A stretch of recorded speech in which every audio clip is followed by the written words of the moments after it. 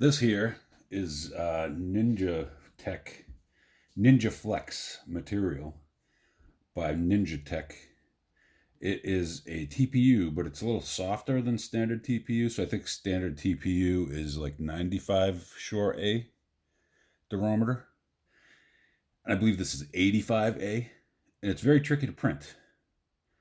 Um, Plenty of failures. Oh, I wish I had it here. I printed one at super high speed with the same material when I first got my K1, and it came out like a distorted sponge. It was so crazy because it just under extrudes like crazy. This stuff is so soft, and they do actually offer a softer one too. I want to comment on that in a bit. Um, but this came out really nice. Unfortunately, the trick to it is to print super slow. I mean, super slow, like 10 to 20 millimeters per second. It's super slow, and so I've decided, and I didn't even I forgot that I decided this, and I printed this in the K1.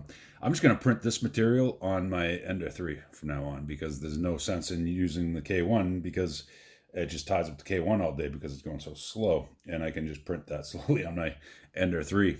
So, but I went that slow because I kept going slower and slower and under extrusion and posting things and people saying, oh, your extruder must be broken, blah, blah, blah. It's just that this stuff just is not, it's just so soft. You just have to print really slow. And once I printed really slowly, it came out super nice. It's not perfect though. For example, I don't know how well you can see this here.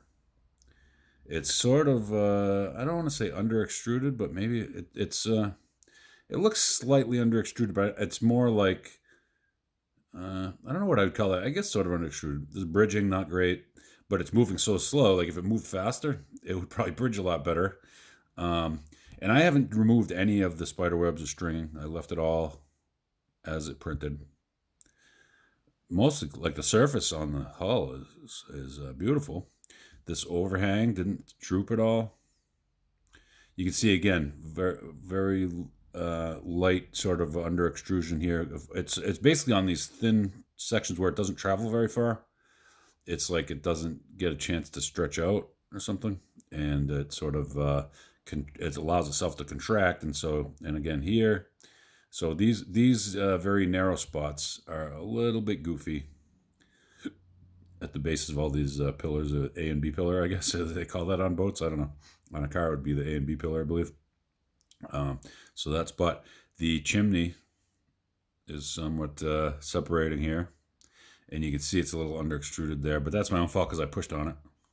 But it's definitely not perfect, and maybe I would even slow because you can set it to slow down on the short layers, and so I would definitely slow way down on the shortest layers, and that should make the chimney a lot better because the rest of the chimney looks great. Just that at the base of it, it's a little bit under extruded there to the point where it's separated a little bit. Um, Bottom looks perfect. So I don't know if you ever noticed it says like 3D Benchy here or whatever it says. I can almost read it. And I believe this is printed at zero point 0.1 layer height, 0.1 millimeter layer heights. And so that helps it to be a very clean print. But even like this hole here came out nice. This little pipe here came out really nice. I'll get a little booger on there, but you can always trim boogers, right? Or not. I shouldn't say that because sometimes if they're on the surface, you're basically done for. But like that, I could just trim that off if I really cared. Pretty happy with this overall. By the way, I did film this print live, and you can see that on my channel in the live section if you are curious to see. But like I say, it's printing super slow. But you can see while it's printing, like every layer, or most of the layers, evidently, I didn't watch this layer. Much of it was just, you could see that it was just going to be the perfect print. It was going and going and going. Super clean. But again, 10 to 20 millimeters a second, so not ideal. And also, I had to print it at higher temperature than most TPUs. So, like the standard TPU setting in Creality Print Slicer, I believe was like 230 and 50 degrees on the bed. And the recommendations on the website for this filament is up to 250. And so I printed this at, I believe, interrupted by my phone again. So definitely use some glue stick. I'm not sure how much of that got missed, so I'll repeat. I did, when I was printing it at 230 degrees C on the nozzle, it was I was able to pretty easily peel it off of the bed. Once I moved it to 250 on the nozzle, I literally destroyed the parts trying to get them off the bed, and had to sit there and wrestle with it for 10 minutes to get the bed clean again.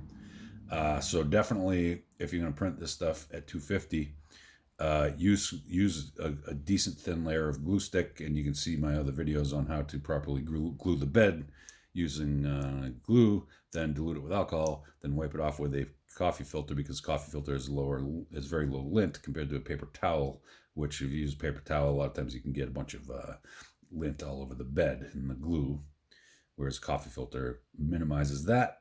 I mean, if the glue dries, if the alcohol evaporates before you're done, then you can still get a little lint from the coffee filter, but I find that it works excellent. I also wanted to mention, I was when I was looking for the print settings on this, I went to their website, and I noticed that they also have an even softer one now, and they also have a conductive one, which is kind of interesting. Not sure what I would use conductive TPU for, but maybe. But anyway, so there was a softer, even softer, and quote unquote skin safe version of a similar material of this. Even softer, I can't imagine what that's like to print. But I was thinking about buying some. It's like $100 or $110 a spool. And so I said, okay, I don't want I don't want it that bad.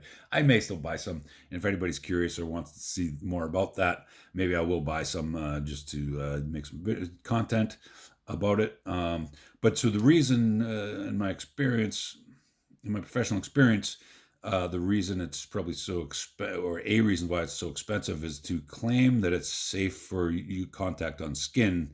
Then it requires testing and approval by the FDA and the Federal what is it, Food and Drug Administration, or whatever it is. So you have to go through a process. Anything you want FDA approval on, you have to go through a process. You have to outline your testing plan, and have a phone call with we're breaking things, and have a phone call meeting with the FDA, and to go over your plan. And then you have to have independent, you have to hire independent companies to verify your research and things like that. And so it just gets very expensive to do it. And so it's probably not so much that it's super expensive to make the filament, but the regulatory process drives the overall cost way up. And so it's probably why it's $100 a spool. Although this stuff, and I don't remember what I paid for it, I bought it years ago. Or maybe a year ago or something. I don't know, but I don't remember what I paid for it. But even this stuff was up there. I don't know, it was like 70, 80, $90 a spool. And I said, whoa, because I was going to buy more colors of this stuff. I was like, oh, this stuff's cool, I'm going to buy more colors. And I went on the website, and I was like, oh, at that price, I think I'm just going to continue printing in green. So anyway, it is really cool filament. It's much softer than the standard TPU. And so if you want something that's nice and soft, I definitely recommend this if you can justify the cost. It is pricey. And I would probably just pay the extra few more dollars, for the $100 price point, to get the stuff that's tested with skin contact to not cause irritation. So this, if you were making a wearable, then this might bother your skin over time. I find that it's not in this case, but I've only had these things for a couple of days on my wrist. And basically just a motivational thing for me to, it's not a fashion thing. It's a stop goofing off so much thing. So I just it's like those Lance Armstrong, Live Strong bands. Basically, it's just a reminder to yourself that, live better, basically. So I have been, I'm self-employed, work out of my home as a design engineer. And so I can work whenever I want, which means I oftentimes make it through the week, and I'm like, damn it, I didn't bill anybody yet. I need to get myself in gear to be productive. And so I made myself this little wristband for a couple purposes. For that, to stay up on my, yeah, and to just remind myself of things like yard work, exercise, billing clients, things like that. So it basically, if it's during the day on a weekday, I have one that says, billing clients, to remind me that I'm not supposed to be goofing off playing with my 3D printers all week, all day, all week, because that loses me a bunch of money because I'm not billing anybody. So anyway, uh, squirrel. So Ninjaflex TPU, good stuff.